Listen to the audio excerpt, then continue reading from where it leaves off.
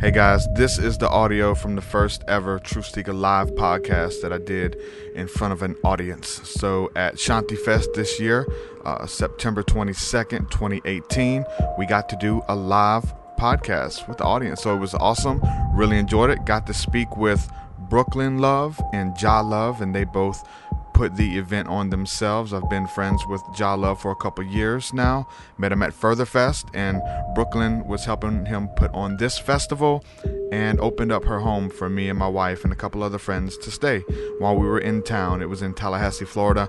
I really enjoyed it. Want to do this a lot more in the future. And so anyway, this is the first time doing it, so the audio from this episode isn't the greatest, but bear with us, and hopefully you enjoy this episode because there was a lot of good information shared with these two guests. So with that, I'm going to say peace, and I hope you guys enjoy it. Yep. Good. Flumin'? Are we recording, Flumin'? Are we live on YouTube?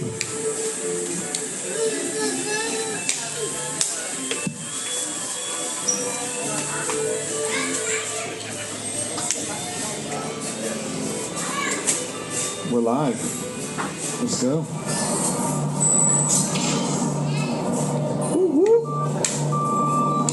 TruthSeekah and all its affiliates are not responsible for any strange phenomena that may occur during or after listening to this podcast, which may include the following: heightened senses of awareness, psychic abilities, UFO sightings, alien contact, time loss, out-of-body experiences, ringing in the ears, ESP, lucid dreaming, increasing felicities, astral projection, telepathy, stronger intuition, meditation, miraculous healings, and a wounded feeling. As you advance to listen to your decision.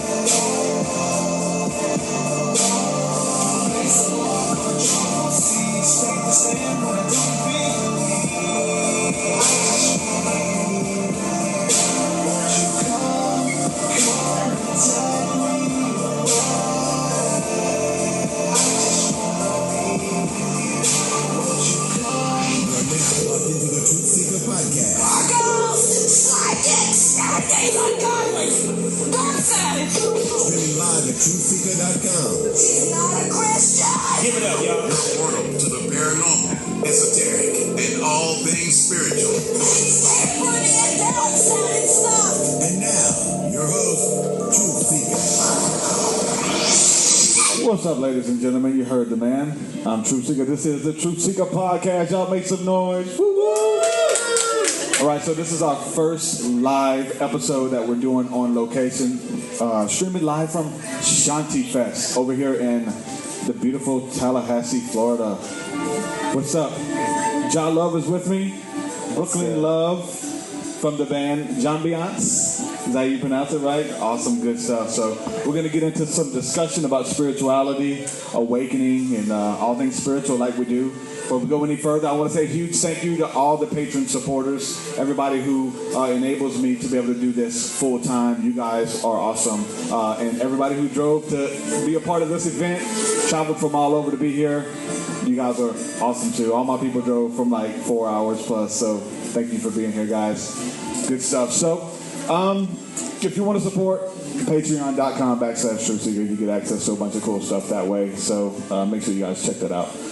Spirituality, man, awakening, art, music, painting, like all of this beautiful stuff, and changing the consciousness, man. One song at a time, one verse at a time, one freestyle, one meditation. So I want to get into a little bit of that with both of you today. First of all, let's just start off just by giving a little bit of your background, who you are, what you bring to the table, and maybe how you got into spirituality and what we call this stuff.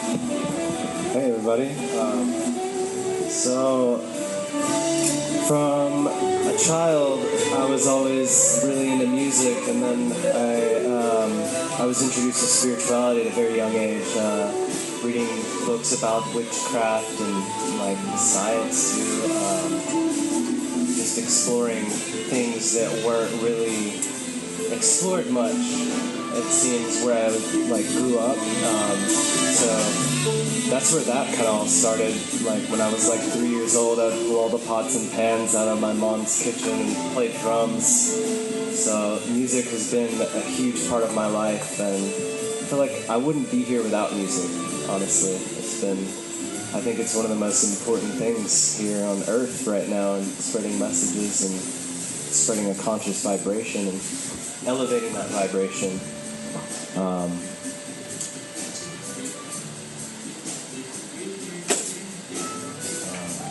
Well, for me, I was raised Methodist, and I grew up in a little small town called Stop Choppy, and it's a little redneck town, so I kind of stuck out at a young age as a lesbian, but I always loved God a lot, and because of my sexuality, I ended up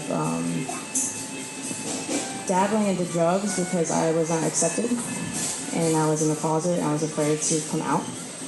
But the great thing about that is I got to experience being not loved as in a societal form, and because of that, it drew me closer to God because of my addiction. So basically, small town, sexuality, drugs, got recovered, found even more spirituality through that. That's deep. It's that personal growth of that journey of going to the place of darkness and finding God for yourself. And then it's funny too, because the scriptures talk about like the new covenant of what this thing is, of what the message of the Bible is, the new covenant in Christ, which means you don't need your neighbor to tell you about God. That in those darkest moments that you can hit your knees, that you can look up to the night sky, and you can interact with this creator who put you here and loves you, and that essence. So it's coming from those dark places, man. And man, there's pretty much a special blessing for those people who have dealt with it at an early age. Like you dealt with it when you were young. You didn't have to deal with it, later in life, and everything come crumbling down. You lose your job, you lose your marriage, all this kind of stuff. You deal with that darkness, and it kind of prepares you to learn how to deal with the BS and the negative stuff that comes at you. I've dealt with it before. This is all you're throwing at me? I've dealt with that. I've dealt with, bigger demons and devils. And so that's really cool when we struggle at an early age and we, learn from it, we build from it. It is the spiritual alchemy and everything. So we bring that to the table. I love that. I love talking to people who, I want to know how you came out of it. Like, how did you come out? Because you're dealing with addiction. Not everybody makes it out. Not everybody finds recovery. Some people die in it. So we lose friends. I got countless loved ones, man, and just crazy stories, and they're no longer with us. What was like the thing that helped you the most? Was it going to recovery? Was it going to AA or something like that? What was it that kind of helped you get out of that rut? I would say for me, it would be step one. I realized that this reality hit me. Like I was living the same cycle over and over again of just heartbreak and just, I don't know how to explain it, like the same cycle over and over again where I just go to the same bar, same people, and experience the same type of heartbreak, the same type of betrayal. I was looking for connection in the wrong places. And I think I eventually, was not in denial of that anymore. I was like, you know what, I'm living in insanity. And that's when I I surrendered right then and there. It wasn't something that, I went to a meeting or I went to church. It was, my God moment was in my bed when I was, broken. So I think it was when I finally accepted that, you know what, this is my reality and I can't run away from it anymore. That's awesome. What about you, man? Have you ever struggled with addiction or substance of any kind? Or? Yeah, when I was young, I experienced a lot of mental abuse, sexual abuse, all kinds of things. And as I got older, I didn't know how to cope with those things, and so I turned to drugs and just like just not a really good, abundant way of life, and I hurt myself a lot through that, but through that, I was able to emerge from that. Like you said, like going through that darkness showed me so much that it's helped propel me into a higher state, I feel, and I'm really grateful for that, for each and every experience. I experimented with psychedelics, and I feel like when I did that, it helped me like really see a lot of the patterns that I was unaware of, that I was perpetuating. And I was able to say, oh, I don't like this. I can think for myself too. I don't have to live like this, and all these things in the way I've been told by teachers and psychiatrists.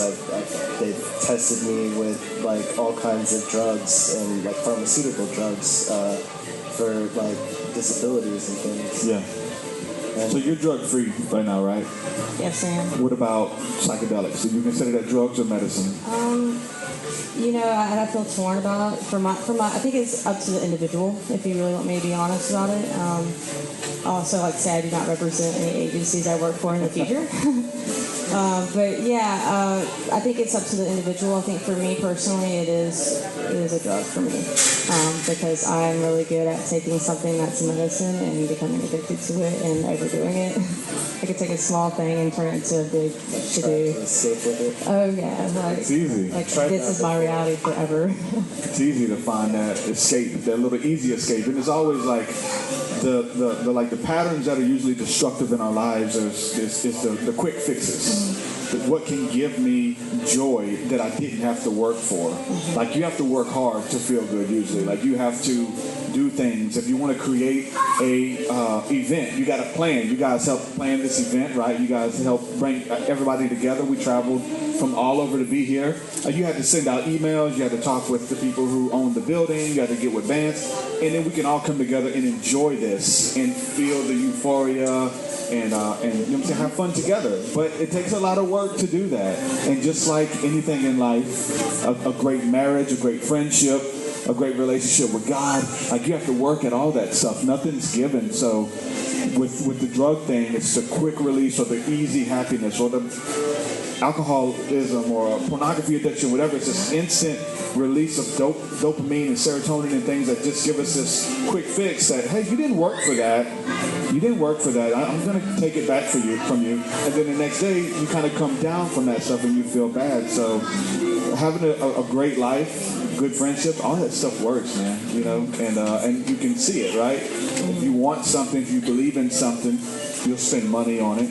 You're going to spend time investing in it and making something happen, creating it. So that's awesome. It's awesome to hear y'all's story. I want to, because I've talked to you online in private about spirituality and demons, evil spirits, those type of things, and we had a short conversation last night about some stuff and exploring the idea of when we were little and we had things going bump in the night. We're little kids waking up with things in our room. Weird stuff going on. We don't know what mom and dad's into, if they're into some type of witchcraft like you're talking about or whatever, just opening up doors to those realms. I feel like when you have those encounters as a little kid, I feel like you're marked. Like you're kind of put on the earth to do great things, and then there's this floodgate of evil that wants to stop it, wants to scare you and keep you away, keep you in the closet type understanding, right? What were some of the encounters you had as a kid that kind of made you know that the spirit realm was real, that things existed on the other side? Because I had so much stuff, and I'm doing what I'm doing right now because of things that happened to me when I was 4. You know what I'm saying? And it shaped me, and it played into the alchemy. You go first. Let me know if you've had any encounters. There was a few encounters where I'd be like asleep and I'd be woken up by something, and it felt like there was a presence in my room, and I'd be really scared when I was a little kid. I was like, this is weird. I don't know what's going on. I feel like threatened. I feel endangered. And one really memorable experience. I was like 5 or 6 years old, and I was asleep, dead asleep, and then I woke up. I don't know really what woke me up. But as soon as I woke up, my bed like lifted off the ground at the end, and I was like, what just happened? And I just woke up screaming. I like got up screaming, and it really scared me. And I would also hear like voices, like feel things touch me, like wind drafts when there's like no wind, stuff like that. Looking back at it, I mean, do you kind of feel like you were trying to, like you were marked? Because obviously you're doing great things. You're you know what I'm saying, real spiritual. I feel as though sometimes there are forces on Earth right now that are trying to prevent things from happening, which seems like an evil force. Yeah, I would agree, definitely. What about you? I think at the time I didn't realize it, but now when I look back on it, sleep paralysis happened like maybe 2 or 3 times. And lucid dreaming, I really enjoyed flying and jumping like really high, and I would be completely aware that I was dreaming, and the fact that I was in control of my body in a different dimension was really amazing to me, and was way better at it as a kid. But definitely, like, you know, the barked part, for sure. I think along just, there's a spiritual part of it too, but I think other people's egos can also get in the way of that, and I think kind of dark-sided stuff can work through other people's egos. And having said that, I think being bullied and stuff like that kind of also made an impact on me too. But like you said, it's a good thing to honor it and recognize it for what it is, and be able to break that karma cycle of whatever it may be. Are you able to see it in others? Like, because you dealt with that early on, and you know if somebody's in the closet, you know if somebody's being bullied, like you can pick up on that essence around them? Definitely. I've seen it with family members. I've seen it with past clients. You know, it's basically not being understood and not receiving the love that you need while experiencing an extreme amount of shame. That, you know, it's natural, but at the same time, like, they need to be told, like, hey, it's natural to experience shame, but that's not who you are. You are not your experiences. You are not what people say you are. You're just the witness of life, you know. And yeah. We have a lyric that I put in one of my songs I actually got from Christy Lee. Life isn't happening to you. Life is happening through you. And everybody quotes that. And TruthSeekah, I love that lyric. But I got to give a shout out to Christy Lee because I got it from her. But that's the thing. It's like you're not a victim anymore. You know what I'm saying? There comes a place where you have to kind of shift gears a little bit. You have to say, okay, I'm going to own this. I'm going to get healing from it. I'm going to forgive and walk in freedom. If not, those people who did those things to you, they have gone on with their life and they haven't thought twice about it. But we're stuck in a place of shame and guilt of something that happened to us when we were 13. You know, we've been carrying it for 20 years or 40 years, 60 years, some people. Some people go to their grave taking that stuff with them, and it affects their relationships moving forward with whoever the person was, the type of persona that person had, whether they was a pastor, whether they was a father figure that walked out and is never there, or a boyfriend that beat you or left, and you start judging all men or all pastors according to this relationship you had with this one pastor, or all Muslims are this, or all Christians are that, or whatever. You start judging everything. So to be able to release that stuff and just go through life, and what it's not happening to you, you're not a victim of the circumstance, but you're a victor over this stuff. And you know what I'm saying, we're able to kind of cut the head off of that giant, like in a biblical sense, and hold it up and say, look, that giant that's been tormenting me for 20 years, there's his head, take it. Addiction, whatever, perversion, whatever it is, and just get rid of it, man, and flaunt it and let people know. So that's awesome. You guys are vocal about everything that y'all are doing. As far as the art side of it, and bringing spirituality and awakening through art, through music, painting, you know what I'm saying, the way you carry yourself, your hair, like everything is an expression, man, of art. And so what do you believe that, like, as far as like the power of art, whether it's what it has on the culture? Like, we're down here downtown Tallahassee, wherever we are, there's like art everywhere. Like all these buildings, and there's art, and just everybody's just beautiful and flowing and creating stuff. What's the power of art and music and creativity for you, man? Like, why do you do it?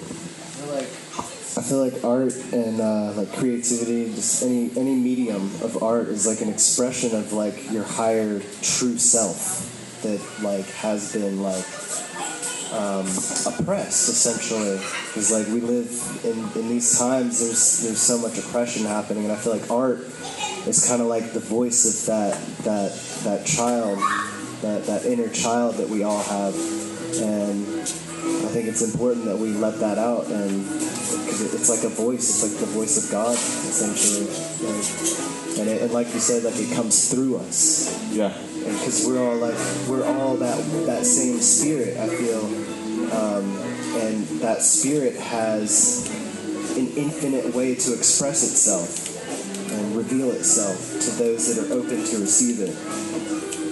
And when someone catches a glimpse of that, whatever comes out through a poetry or freestyle, you know what I'm saying? It's like you're letting your spirit speak out, man. And you were jamming last night, some beautiful stuff. I don't know if you wrote it or if you were just freestyling last night, but I was like, you probably need to write this down, man, because it's like some really good stuff. But that's just the thing, when you're in the zone, man. I need a scribe. Yeah, I write that. Yeah, somebody follow you around. I feel like one of the scribes in the scripture. Just start writing stuff down. Okay, you said this, and it rhymed with that, so we're going to keep it. You know what I'm saying? I need one of those too.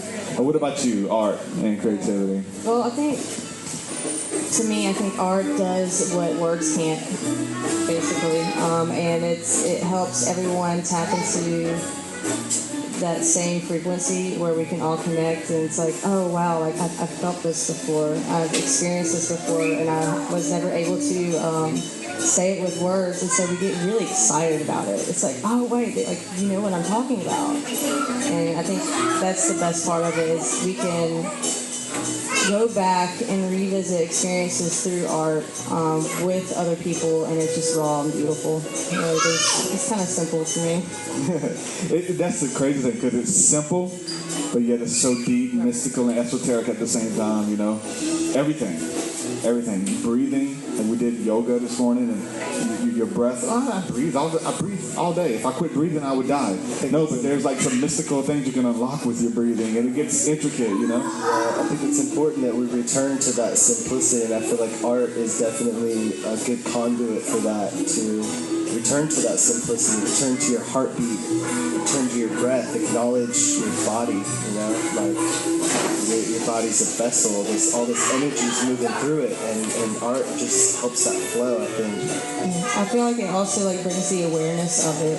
So like, you know, we can all be experiencing something, but until we like put it on paper or put it through sound, like there's the awareness is there, and then because of that you can harness it basically.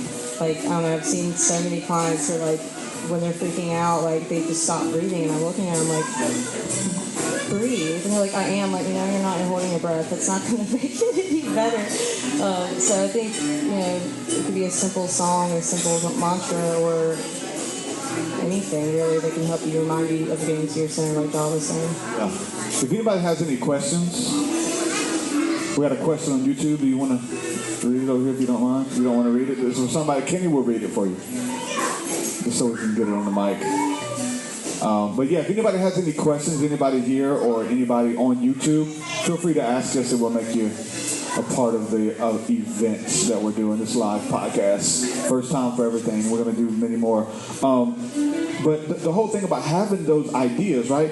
And we talked about it last night. We have so many ideas, but you have to like, which one do I grab? Which one do I paint? Which song do I write? You got 70 songs going through your head in a day. Which one are you going to manifest? Which one are you going to slow down and bring into this reality?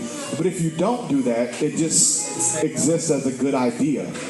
And we all have great ideas, right?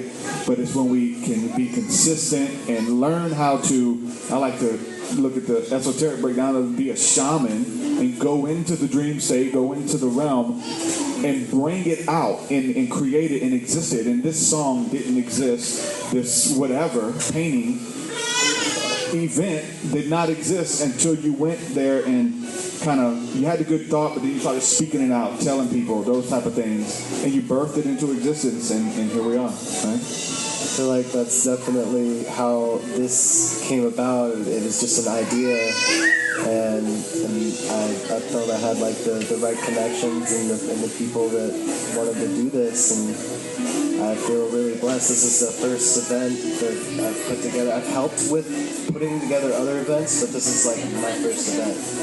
And I look forward to putting on more events as well to help promote like art, a sustainable way of living, spirituality, and I just want to be a service here on earth to people, essentially.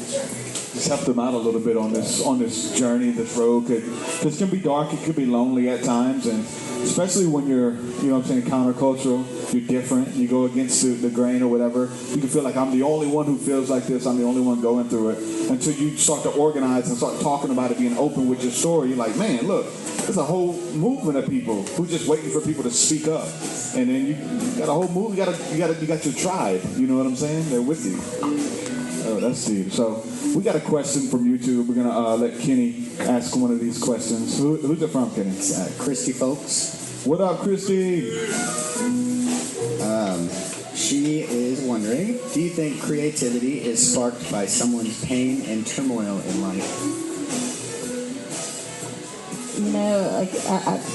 I'm torn, but I could definitely, it wouldn't surprise me. That's the best way I can answer. I really like to think that really beautiful things emerge out of the darkness, kind of like Trevor Hall's song, "The Fruitful Darkness," and I like to kind of visualize Shiva just coming in and destroying everything, and then every new life just grows up behind it. Right, and I think that's definitely relevant for my life. I think I was, asleep and just not even myself, and then eventually, I became so broken that new life was created. So, for my testimony, I think that's true. Maybe not for everybody else, though. Yeah, I feel like some of the greatest pieces of art or songs came from pain and turmoil and just I can't remember where I heard this quote, but a lotus flower blooms in muddy waters. Nako. Which I think it was an Osho quote, but Nako, yeah. Anyway, that's that truth out there, and we turn that into wisdom when we put that truth to action. Like you said, when you have all these ideas in your head and they're just floating around, it's like a pool. It's like a pool that you can just draw from. And that pool can be completely full, but it's just a full pool in your head until you put the energy out into manifesting that. And it could be weird, especially in the spiritual realm.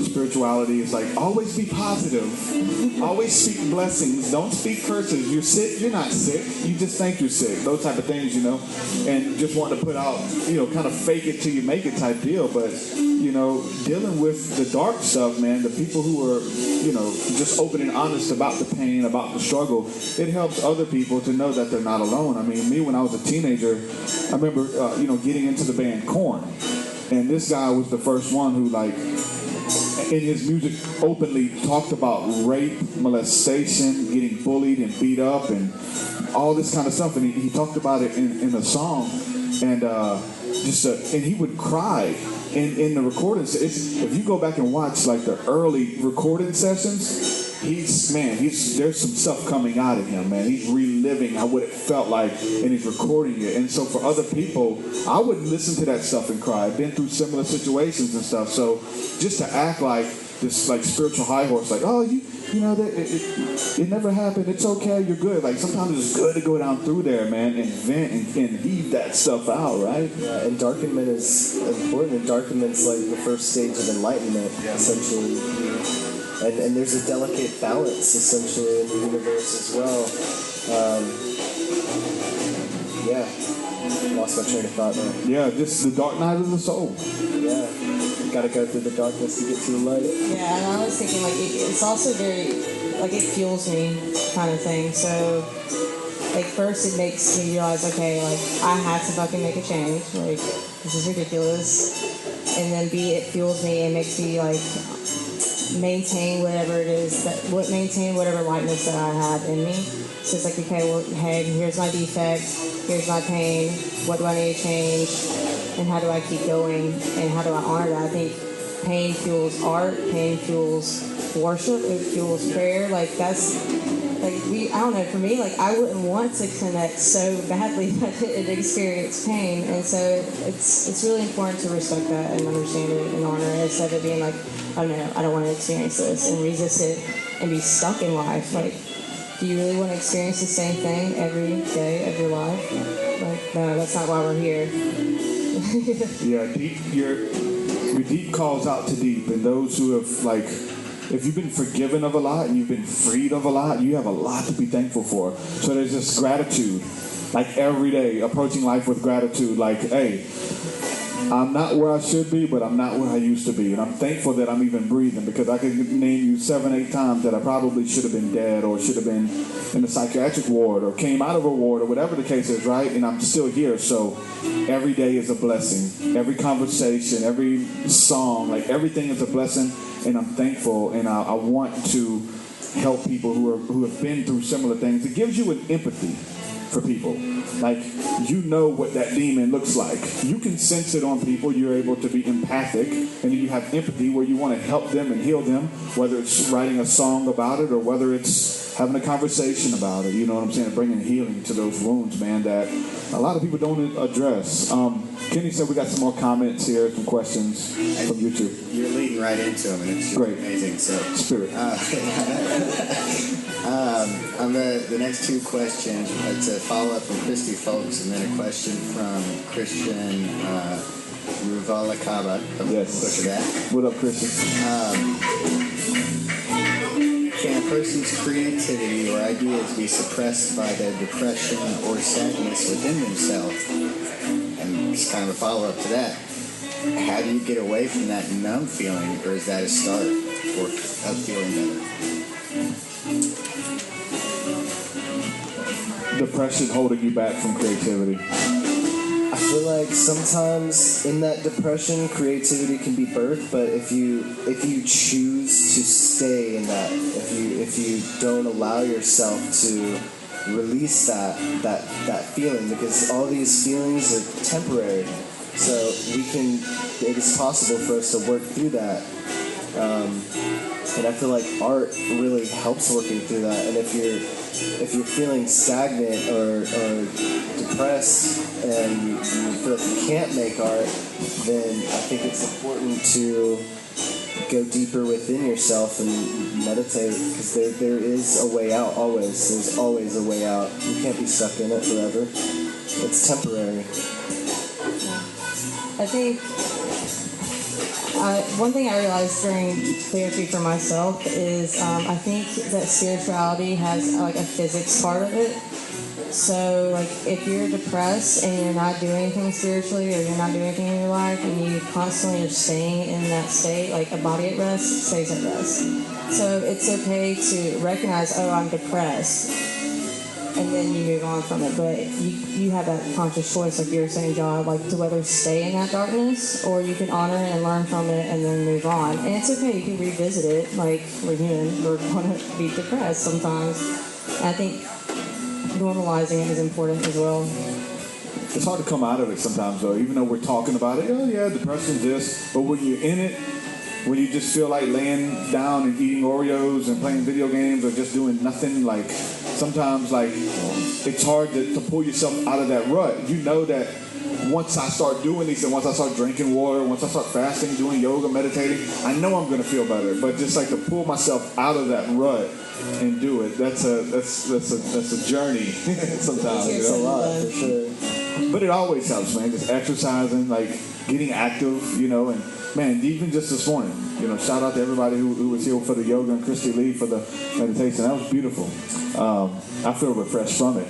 I've heard Joe Rogan say, like, if you want to meet the most chill people, go outside of a yoga studio where people have just done an hour of yoga, and they're going to be the most humble, chill, what's up, man? Meet those people. So going back to art, spirituality, creativity in there's something just there about you creating something that wouldn't have existed without you breathing your breath of life into it, man. Whatever it may be.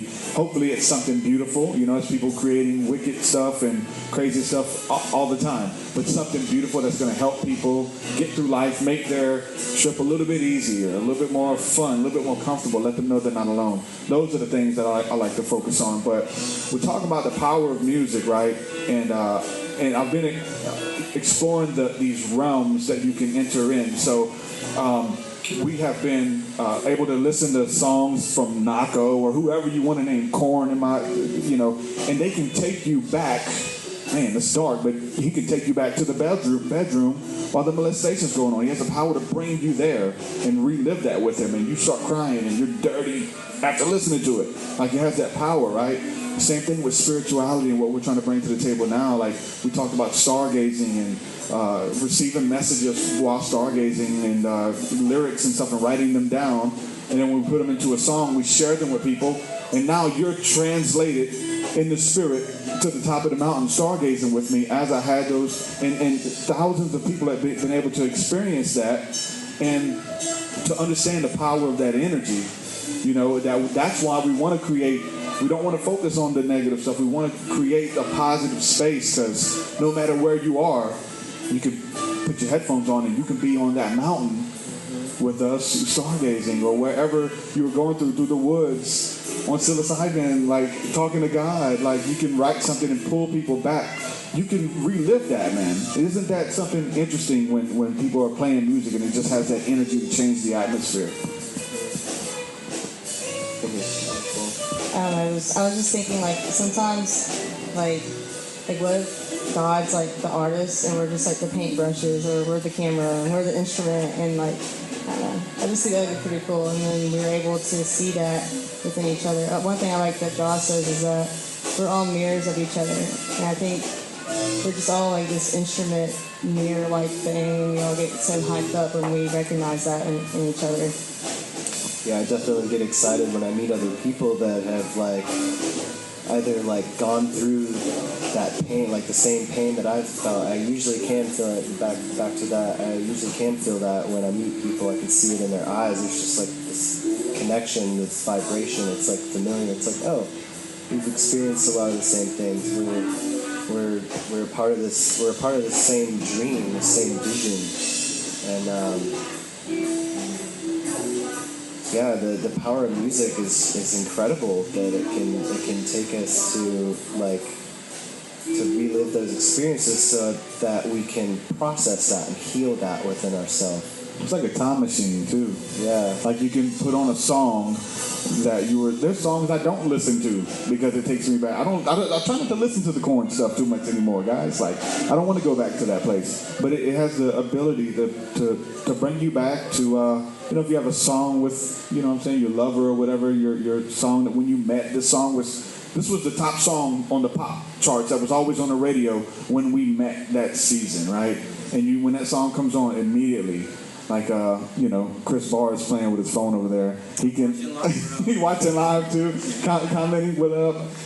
Yeah, man, shout out to everybody in the live stream hanging out with us too. So, but yeah, as far as like Chris though, like we talk about those specific song. We talked about this yesterday. There's a song that means so much to me that I barely listen to it. Like, I don't want the newness of that song to wear off. And you were talking about how it's able to bring you back to this encounter, psilocybin encounter. As soon as you hear the opening note, wow, the atmosphere changes. That's the power of music, man. You know what I'm saying? Vibration.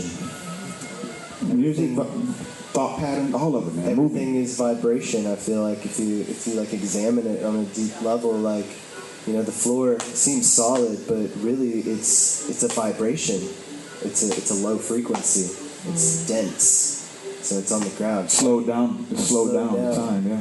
And so it's like it appears to be solid, but it's making a sound. We might not be able to hear it, but and sometimes through meditation and like practicing yoga and breath work, we can learn to hear these things. I've heard it called like the third ear, and like it's like we can hear more essentially than we normally hear. And it's hard sometimes because there's so much stimulation happening in cars, power lines, that affects the psychic network, essentially, because electromagnetic, and we're electric.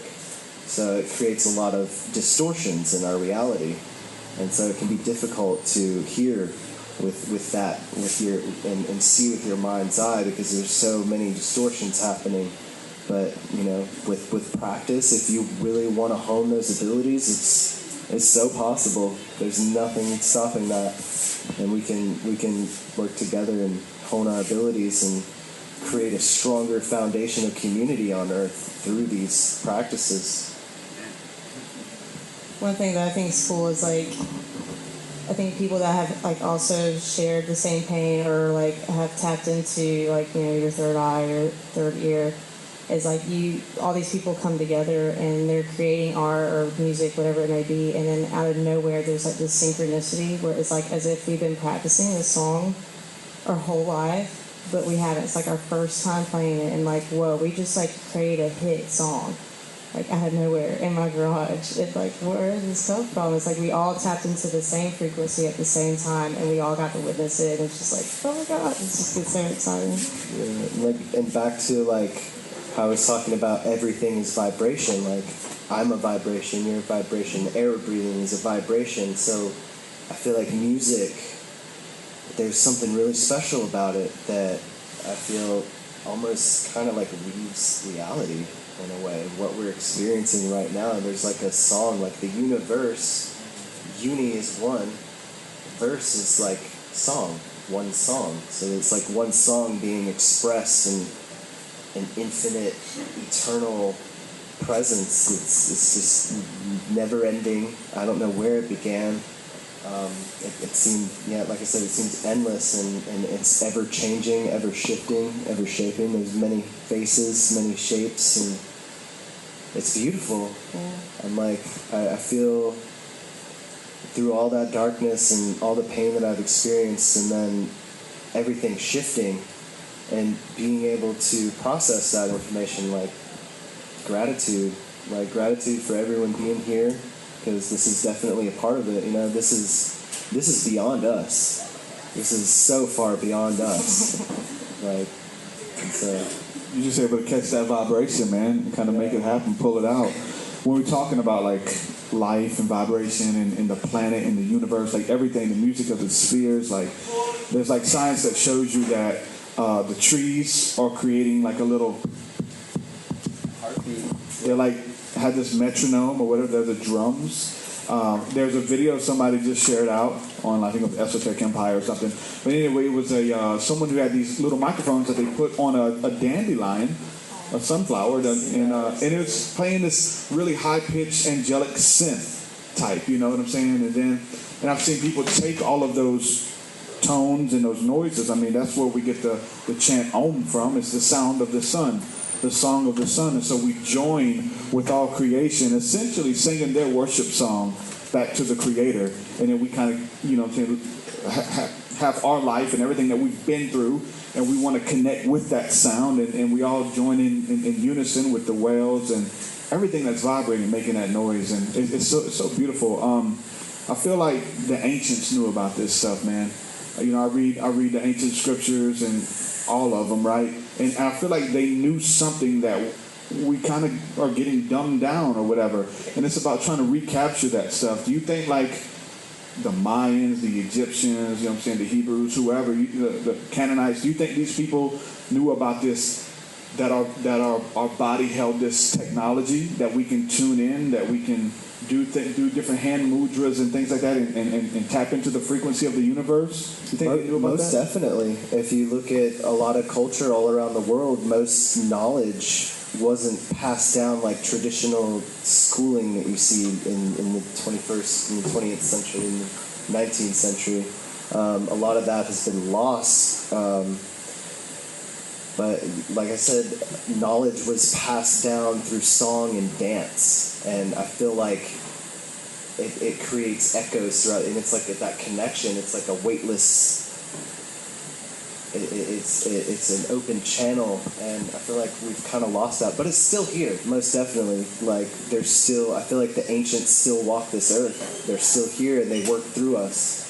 They work through everyone. It's I feel like they're trying to reach out to you at times, like when you can get quiet and you get those inspirations. Like, I know something that they knew, and they're like communicating with me almost. Most definitely. There will be times where I'll be playing the guitar or even just like walking, or like I'll meet somebody and it's almost as if something just comes inside of me and takes over, and like I said, it's like not from me, it's coming through me. I'm channeling information that's timeless information, and I think it's beautiful. I think it's very important that we continue this. I agree with that. I've been nurturing with that. Ancient culture. Something is communicating, right? And we're able to tap in, whether it's the Akashic records or heaven or whatever the case is. We're able to tune into something greater outside of ourselves and grab a piece of it and bring it. Especially, it's awesome when it's healing. So we're coming up on the end of the podcast. So let me ask you guys just one last question. Where do we go from here? Like, what's next? Do we just keep doing what's working? Consistency is good, right? This is working. Let's keep doing it. Let's keep building, telling people, expanding the message. Like, where do you go from here as far as moving forward with expansion? I think continuing to spread awareness of these things is essentially going to help propel us forward. And because the direction is I feel like it's kind of unknown, but it's known. Like the collective knows, but it's like an elephant in the room. So we just got to keep communicating and keep getting the message out there, keep playing music, keep painting, keep creating and being that light and being a conduit and connecting with people. I feel like that's the only way to move forward, and I think we should bring a lot more of our the ancient ways that knowledge has been passed down through song and dance, and I think that's why I wanted to put this on, and I want to do future events like this to help channel that knowledge, because I feel like when you hear it through dance and song, I feel like it sticks better. You know, when you see that movement, you tune into it, and it's like a wave that you can ride, and I think that'll bring us forward. I'm definitely looking forward to continuing this path, and I don't know where physically it will take me, but I know that spiritually it's going to align everything. Everything is aligning, everything is falling into place, and that happens when we put that energy forward. So I feel like to move forward, just continue to believe in yourself, whatever it is you believe in, whatever your truth is, live that truth, and fly your freak flag, you know, like be weird, be whatever. When you're strange. Yes, be strange, be eccentric, be eclectic, be individual, whatever you want to be. Like, continue to do that and live your truth, and I think that's what makes a better world. I think, yeah. Heck yeah. Round of applause for that, guys. That's awesome. Thank you, guys. Brooklyn, what's next for you? Because you got some pretty big plans. You got a pretty bright future ahead of you, some things you want to get into. Well, for myself, I'm just in school right now, so I think during this podcast, I learned that I need to honor my growing pains as much as I don't enjoy them. It's still something I have to work on, is accepting my growing pains. But I think as a whole, for any individual to make change, you have to be it's the how, so honest, open-mindedness, and willing. And I think that's really important. It's you're asking yourself in each moment, am I being honest? Am I being open-minded? And am I being willing to do whatever that I need to do for myself and for the human race as a whole? Am I connecting? Am I being honest? Am I aware? I think that's really what it comes down to. It's kind of basically what John was saying, but I put a little acronym. That's what we're all saying. I think there's only one that comes through us. It's like we're all the same person or something. Yeah. That deserves a round of applause as well, ladies and gentlemen. That's pretty much it for the end of the podcast. I want to say a huge thank you to everybody who's hanging out with us right now in this sacred space talking about these things. I mean, when you're talking about this stuff, like, stuff happens in the spirit realm, man. Like, stuff happens it's happening through conversation. That's when you know you're really spiritual. Or we don't have to book a session. We can just have a conversation, and I can see chains and strongholds and ideas that are hurting you can just fall off. You know what I'm saying? So that's the beautiful thing about spirituality, just being spiritual through conversation, man. So I love talking about this stuff, being open, and encourage everybody to speak their truth and continue doing that. So huge shout out to everybody holding us down on YouTube, all of the YouTube family there, everybody listening to this podcast on your favorite podcasting app, whichever one that is. And a huge special thank you again to everybody supporting my work through Patreon. If you would like to become a patron, head on over to patreon.com/TruthSeekah. Get access to my entire discography, bunch of cool stuff, as well as our Thursday night School of the Mystics, where we pretty much do this for the most part on a personal level. So another shout out for everybody driving as far as you guys did always to come hang out. This is our tribe, man. 4 hours. You guys are awesome. Joshua Fluman, like, it's good to meet you, man. You've been supporting for a long time, and this is our first time meeting. You come out here and holding it down. So, brother, thank you again publicly for the support. You've been on the podcast. Chris has been on the podcast. You guys have now been on here. Kenny's been on the podcast. It's cool, like, when you have a bunch of cool friends. Because now I have this big... Christy Lee's been on the podcast. Like, I have a big pool of people that I can pull from. So, hey, you got an awesome story. You got something that's working. Let's talk about it and share it with the community. And thousands of people listen to it and comment, and their lives are changed by you being open, you living your truth and stepping in it. You're, like I said, chains are falling off just for you being authentically you. So with that, we're going to say peace and shalom. Thank you for putting this event together. It means so much, and it was a pleasure meeting you guys again, and thank you for opening up your home to us to say as well. Thank you guys. Peace and shalom. Yay, yay. Thank you guys, everybody. There's some art out back. I think you guys may have been up there already, but go check that out too. We're about to have Rachel Hillman come up and play some music for us. Whoop, whoop.